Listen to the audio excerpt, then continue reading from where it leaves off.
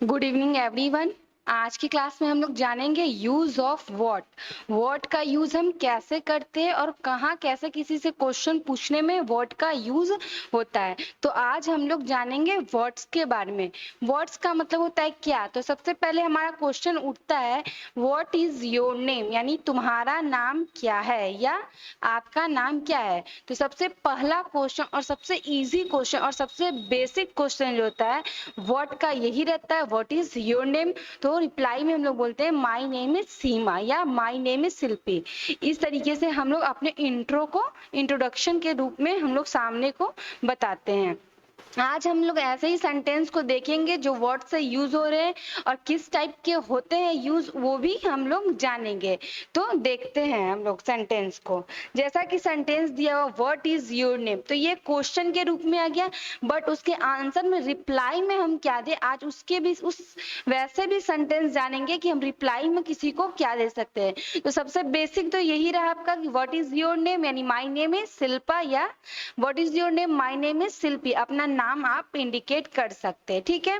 Next हमारा क्या है, व्हाट डू यू वांट, यानी तुम क्या चाहते हो, यानी तुम क्या चाहते हो या तुम क्या चाहती हो। तो आई वांट टू शिल्पा सी शिल्पा, यानी मैं शिल्पा से मिलना चाहती हूँ या मैं शिल्पा को देखना चाहती हूँ। तो इस तरीके से आप व्हाट का यूज कर सकते हैं। व्हाट का यूज आप किसी से और क्वेश्चन पूछने में कर सकते हैं। जैसे मान लीजिए आपको पूछना what is your favourite fruits name, यानी आपका फेवरेट फ्रूट्स क्या है। तो my favourite fruits is Apple, यानी मेरा फेवरेट फ्रूट जो है वो एप्पल है। तो इस तरीके से जितने भी सेंटेंस आपसे व्हाट से बन जा रहे हैं, व्हाट के साथ क्वेश्चन बनाना है और क्वेश्चन का रिप्लाई यानी आंसर भी आपको देना है। इससे क्या होगा कि आपका क्वेश्चन प्लस आंसर दोनों में इंप्रूवमेंट होगा। जब आपसे सामने वाले क्वेश्चन करेंगे तो रिप्लाई में आपको इंग्लिश में क्या देना है इसके बारे में भी आपको पता रहेगा। और अगर आप ही से कोई क्वेश्चन कर रहा है तो आपको आंसर क्या देना है वो भी आप आसानी से दे सकते हो, या किसी बच्चे से या किसी से भी आप क्वेश्चन पूछना चाहते हो व्हाट का यूज करके तो आप आसानी से पूछ सकते हो। ओके, नेक्स्ट हम लोग देखते हैं। नेक्स्ट दिया हुआ व्हाट आर योर राइटिंग, यानी तुम क्या लिखते हो या तुम क्या लिख रहे हो। ठीक है, तो आप लिख सकते हो आई राइट अ लेटर, यानी मैं एक पत्र लिख रहा हूँ। किसी भी तरह आप ये अपने अकॉर्डिंग आंसर देना है कि आप क्या कर रहे हो। तो मैं राइटिंग लिख रहा हूँ, आई राइट अ लेटर, यानी मैं पत्र लिख रहा हूँ। इस तरीके से आप क्वेश्चन कर सकते हैं। नेक्स्ट हमारा व्हाट इज योर फादर, या पूछ सकते हैं what is your father name. ये भी हमें बचपन में सिखाया जाता है। अगर जब हम बचपन से ये इतनी सारी इंग्लिश सीख चुके तो हम लोग जब बड़े होते तो वहीं पे स्टॉप क्यों हो जाती है हमारी इंग्लिश, इसलिए स्टॉप हो जाती है कि हमारे मन में डर बैठ जाता है। और सबसे बड़ी बात ये कि अपने डर को हटाना है और बेफिक्र होकर इंग्लिश को, या थोड़ा बहुत गलत भी क्यों ना हो लेकिन बोलने की प्रैक्टिस करते रहना है। तो क्या है हमारा क्वेश्चन, क्या बन रहा है, व्हाट इज योर फादर, यानी आपके पिताजी क्या है, यानी आपके पिता क्या करते हैं। तो my father is a businessman, मेरे पिता जो है एक व्यापारी है। या what is your father name, यानी आपके पिता का क्या नाम है। तो आप रिप्लाई में बोलते हो my father name is ABC, यानी जो भी आपके फादर का नेम होता है उसको आप इंडिकेट करते हो, उसको आप बोलते हो। उसी तरह हमारा क्वेश्चन बन जाता है। बहुत सारे क्वेश्चन है ऐसे जो आपको आता है, या आप क्वेश्चन अपने कॉपी में इसी तरीके से सेंटेंस को बनाइए, क्वेश्चन को बनाइए और उसका रिप्लाई आप देना सीखे। ठीक है। नेक्स्ट हमारा है व्हाट इज योर मदर, यानी आपकी माँ क्या है। तो आप रिप्लाई में दे सकते हो my mother is a house wife, यानी मेरी माँ जो है वो हाउस वाइफ है। या आप बोल सकते हैं my mother is a teacher, यानी मेरी माँ जो है वो टीचर है। आपकी माँ जो है उसके अकॉर्डिंग आप बोल सकते हो।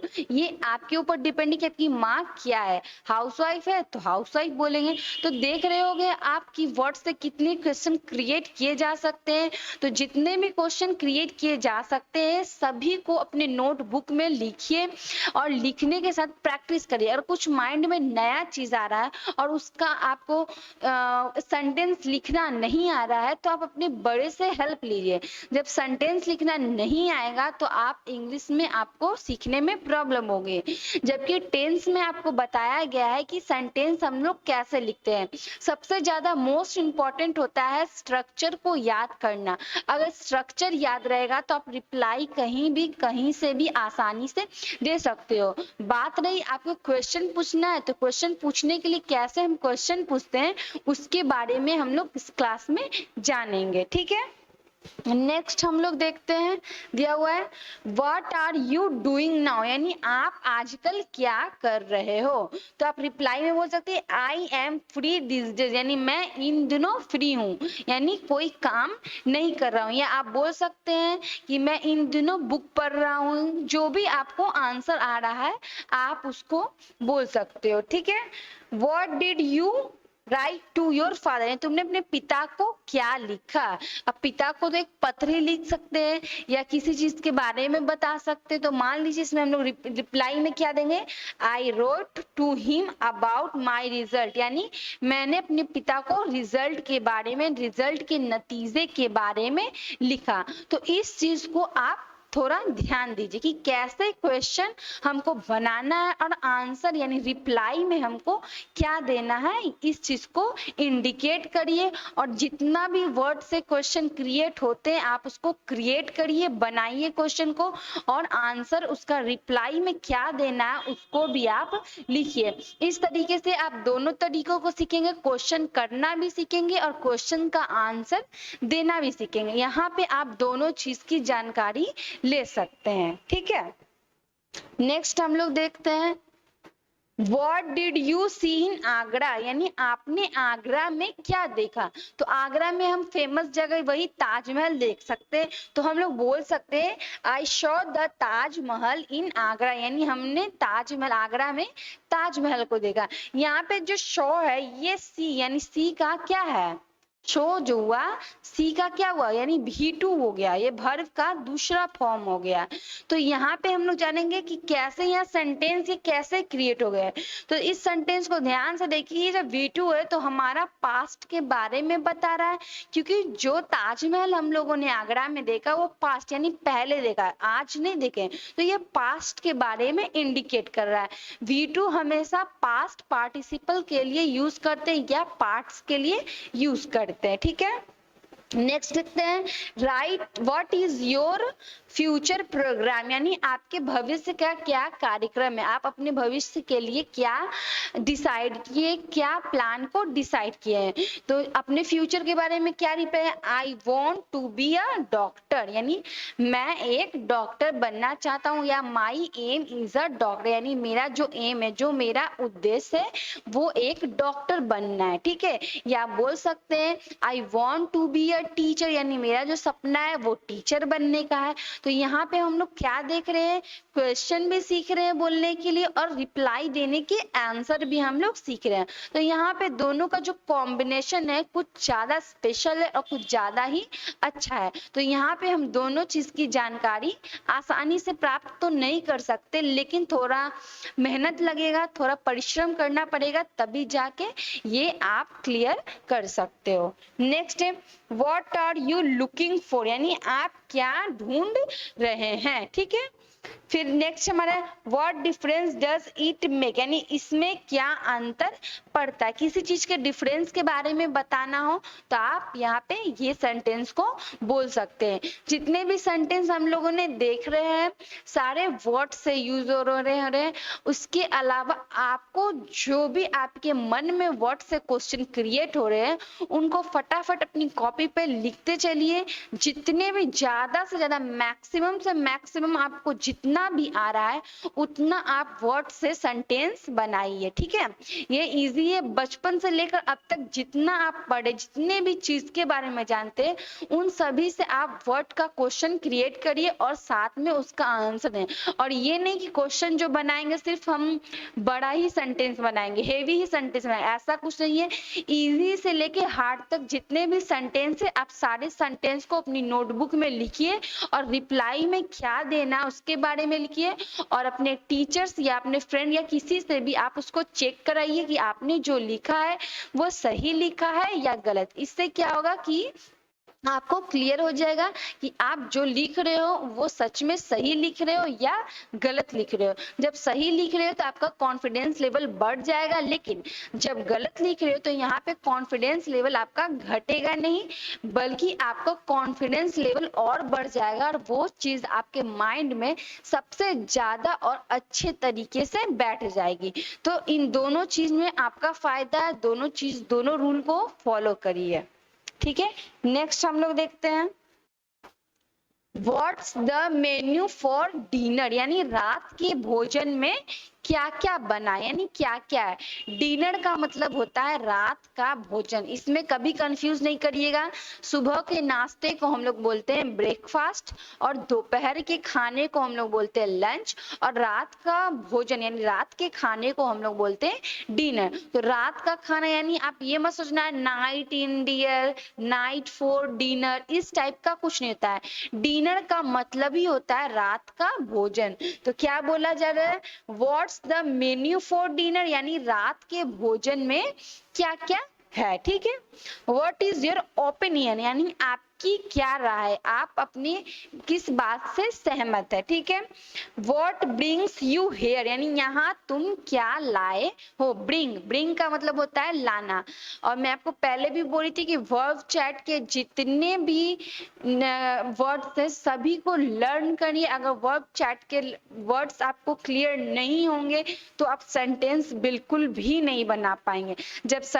जब वर्ड ही नहीं याद रहेगा तो सेंटेंस कैसे बनेगा। तो यहाँ से हमारा सबसे बेसिक चीज और सबसे इंपॉर्टेंट चीज यही है कि हमें अपने वर्ब चैट को काफी स्ट्रॉन्ग करके रखना है। उसको रेगुलर एक बार देखिए, रेगुलर उसको याद करिए और उसको लिखने का कोशिश करिए, या आप किसी को भी घर में अपने फ्रेंड्स को, अपने भाई बहन को आपको बोलिए कि वो आपसे सुने। ठीक है, तो वर्ब चैट आपको याद करना मोस्ट इम्पॉर्टेंट है।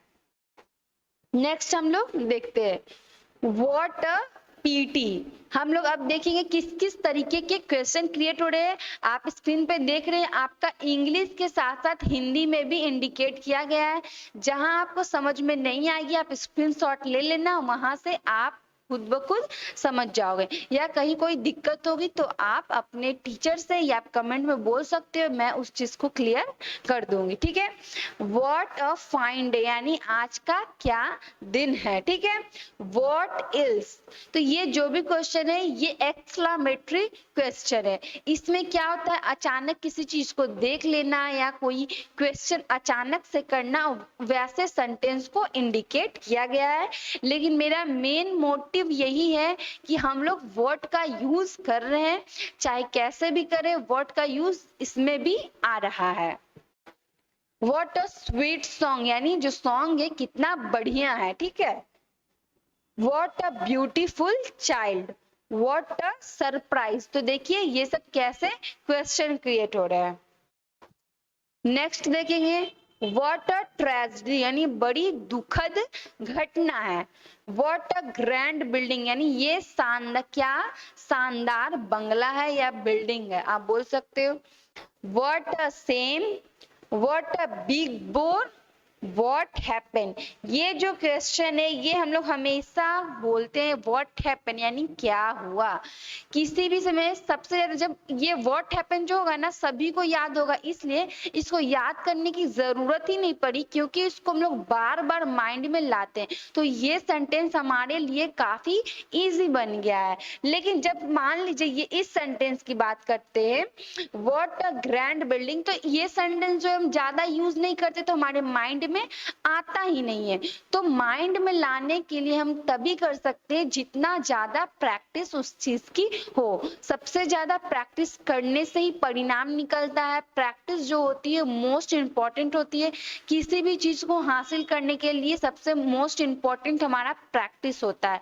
प्रैक्टिस से हम कोई भी चीज आसानी से सीख सकते हैं या कर सकते हैं। ओके, नेक्स्ट देखते हैं हम लोग व्हाट इज द मैटर, यानी क्या बात है। ठीक है, व्हाट इज द रीजन, यानी क्या रीजन है। रीजन का मतलब क्या होता है, क्या कारण है, reason. Okay, what's the quarrel about, यानी क्या झगड़ा है, किस मैटर पे बात हो रही, किस चीज का झगड़ा है। व्हाट डिड यू से यानी तुम्हारा क्या कहना, यानी आपने क्या कहा, ये भी हो सकता है। What can I do for you यानी मैं आपकी क्या सेवा कर सकता हूँ। What can I do for you यानी मैं आपके लिए क्या कर सकता हूँ या मैं आपकी क्या सेवा कर सकता हूँ।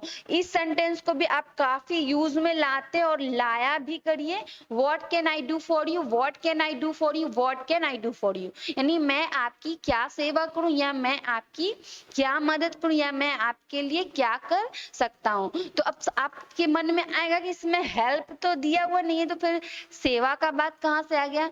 तो कुछ सेंटेंस ऐसे होते हैं जिसको हम लोगों को समझना पड़ता है, ठीक है। तो इसमें हेल्प नहीं दिया हुआ है कि इसमें सेवा का बात है या सहायता का बात है। इसमें जब दिया है what can I do for you, do का मतलब होता है करना, तो यहाँ से आप माइंड में ला सकते हो कि यानी व्हाट का मतलब यानी क्या, कैन का मतलब यानी सकता है यानी सकना हुआ, आई डू यानी आई का मतलब मैं, डू का मतलब करना, फॉर यू यानी आपके लिए, यानी मैं आपके लिए क्या कर सकता हूँ। यहाँ से जब सेंटेंस बनाते हैं उसके सारे एक एक वर्ड्स को हिंदी में समझने की कोशिश करिए। हिंदी में अगर जानकारी रहेगी तो आप हिंदी टू इंग्लिश या इंग्लिश टू हिंदी आसानी से कर सकते हो। ओके, इस तरीके से सेंटेंस है। What movies in on day, आजकल कौन सी मूवी चल रही है भी बोल सकते हैं।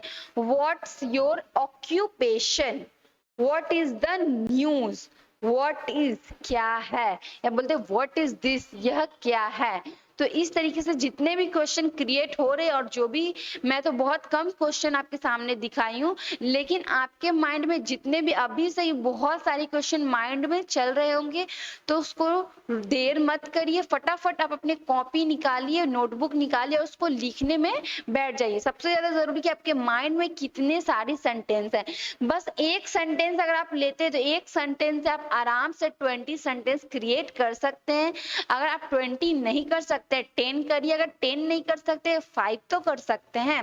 तो इस तरीके से सेंटेंस को क्रिएट करना सीखिए और साथ में साथ सिर्फ सेंटेंस क्वेश्चन बनाना ही नहीं सीखना है, उसके साथ हमें आंसर यानी रिप्लाई में हम उन्हें क्या कहेंगे, ये इसलिए कि अगर हमसे कोई पूछता है तो उसका आंसर हम जानते हैं, बट हम किसी से पूछे उसका भी तो आपको क्वेश्चन बनाना आना चाहिए।